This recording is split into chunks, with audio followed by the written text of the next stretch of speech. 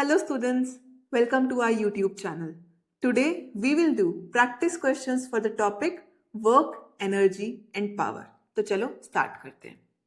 पहला question. The resultant of dot product is a scalar quantity, vector quantity, can be anything or none of the above. तो देखो यार, हमने ये सीखा था डॉट प्रोडक्ट किसी भी दो वेक्टर का, ये मान लो वेक्टर ए है, ये वेक्टर बी है, इन दोनों के बीच में एंगल लेट से थीटा है, तो ए डॉट बी मतलब दो वेक्टर का dot product is equals to A B cos theta, where theta is the angle between A and B. और जो ये क्वांटिटी आती है ये एक स्केलर क्वांटिटी आती है, इसलिए डॉट प्रोडक्ट का दूसरा नाम स्केलर प्रोडक्ट भी कहलाता है. ठीक है, तो आंसर क्या हो गया? Option A. Next question. The resultant of cross product is a, अब देखो वही वेक्टर ए है, बी है और इनके बीच में एंगल लेट से थीटा है, तो ए क्रॉस बी किसके इक्वल है? याद है, A B sine theta, where again theta is the angle between both the vectors. ठीक है, ये जो क्वांटिटी आती है ये एक वेक्टर क्वांटिटी आती है. ठीक है, तभी क्रॉस प्रोडक्ट का दूसरा नाम क्या है? Vector product. ठीक है, तो इसमें अब आपका ऑप्शन कौन सा करेक्ट है? Option B. Which of the following is true?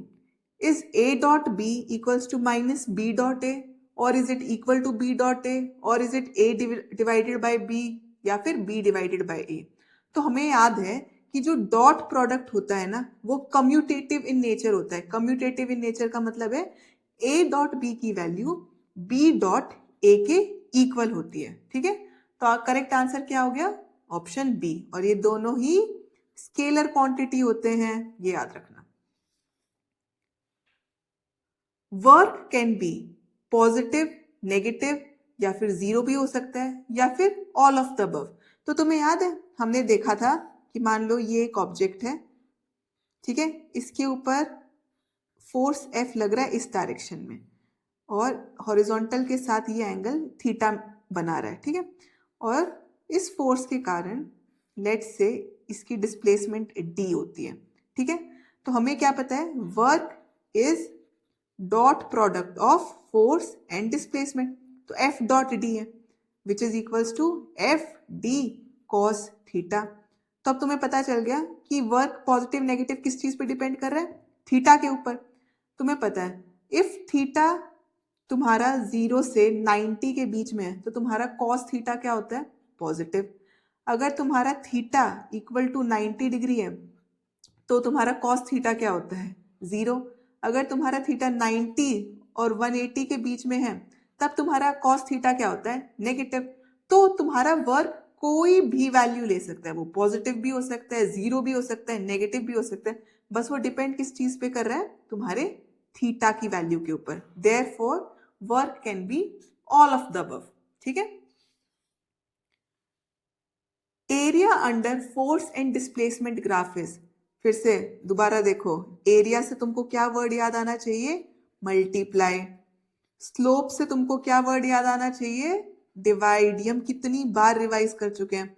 तो देखो, फोर्स इनटू डिस्प्लेसमेंट किस चीज की इक्वल होती है? वर्क के इक्वल. वर्क का फॉर्मूला यही तो होता है, फोर्स इनटू डिस्प्लेसमेंट. तो करेक्ट ऑप्शन क्या हो जाएगा? Option C. Work is a scalar quantity, vector quantity, या फिर कुछ भी हो सकता है, नन ऑफ द अबव. तो हमने क्या पढ़ रखा है? Work is dot product of force into displacement, और हमें डॉट प्रोडक्ट से का रिजल्ट हमें क्या मिलता है? एक scalar quantity. Therefore option A is correct. Dimensional formula of work is, हमें पता है अगर क्वेश्चन में डायमेंशनल फॉर्मूला पूछा जाए तो सबसे पहले वर्क का बेसिक फॉर्मूला लिख लो. वर्क किसके इक्वल है? Force into displacement. फोर्स, अब देखते हैं फोर्स. फोर्स किसके इक्वल है? Mass into acceleration. एक्सेलरेशन किसके इक्वल है? Velocity divided by time. Velocity किसके इक्वल है? Displacement divided by time. Displacement मतलब लेंथ, टाइम मतलब t, तो वेलोसिटी किसकी इक्वल होगी एल टी माइनस वन। तो अब इसको इधर लिख दो, L T minus one divide में क्या है तुम्हारा t, तो तुम्हारा एक्सेलरेशन किसके इक्वल हो गया एल टी माइनस, ये टी भी ऊपर चला गया -2। अब तुम इसको इधर लिख दो। m का तो डायमेंशनल फॉर्मूला क्या होता है m, एक्सेलरेशन का डायमेंशनल फॉर्मूला क्या आ गया एल टी -2। अब इसको इधर लिख दो।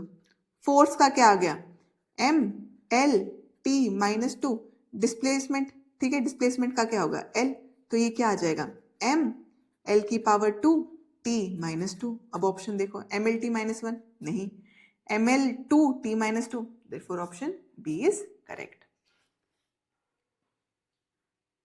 Kinetic energy final minus kinetic energy initial is equal to, हमें पता है वर्क एनर्जी थ्योरम क्या बोलती थी, change in kinetic energy is equal to work done. तो तुम्हारा ऑप्शन क्या करेक्ट हो जाएगा, force no, power no, work yes, potential energy no.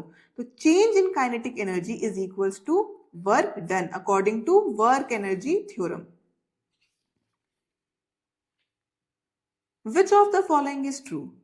Force on 1 due to 2 is equals to force on 2 due to 1, या फिर इनका जो subtraction है वो 0 है, इनका addition 0 है, या फिर is it equal to 2 times on force on 1 due to 2। तो पहली बात तो हमको पता है force on 1 F12 का मतलब क्या है, force on 1 due to 2, ठीक है।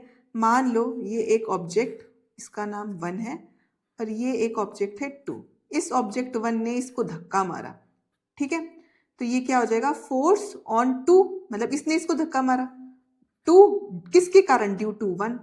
तो हमको न्यूटन का थर्ड लॉ पता है, न्यूटन का थर्ड लॉ क्या बोलता है, अगर इसने इसके ऊपर धक्का मारा तो इसको एक रिएक्शन भी लगी होगी, action and reaction are equal and opposite in direction, तो ये हो जाएगा F12 force on 1 due to 2।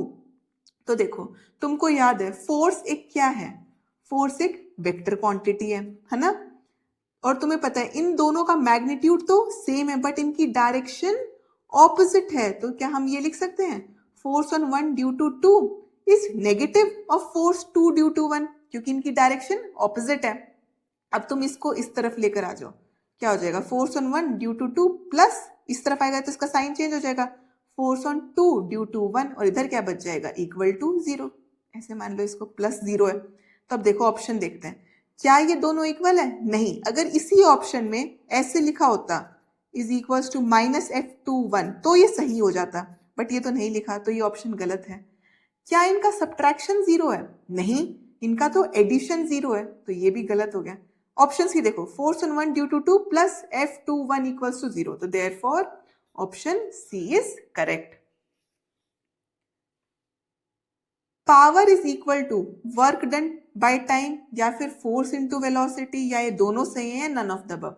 तो हमें पता है पावर क्या होता है, rate of doing work, therefore power is equals to work divided by time.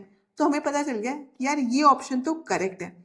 ये किसका फॉर्मूला है, ये एवरेज पावर का फॉर्मूला है, बट हमें पता है इंस्टेंटेनियस पावर का फॉर्मूला क्या होता है, dW/dt, है ना। वर्क का फॉर्मूला क्या होता है, फोर्स इंटू डिस्प्लेसमेंट, तो देखो W की जगह फोर्स इंटू डिस्प्लेसमेंट रख लो, फोर्स को बाहर ले आओ तो ये डिस्प्लेसमेंट है। Differentiation of displacement with respect to time क्या होता है, वेलोसिटी, तो F.V, तो ये ऑप्शन भी करेक्ट है। तो मतलब वर्क के ये दो फॉर्मूले हैं, therefore option C is correct, ठीक है, because work divided by time and F.V, इसको ये दोनों कंसिडर कर रहे हैं, ठीक है। With this we have completed our practice questions. आशा करती हूँ कि आपको समझ आया होगा। अगर आपको समझ आया then do not forget to like, share and subscribe our channel. Thank you very much.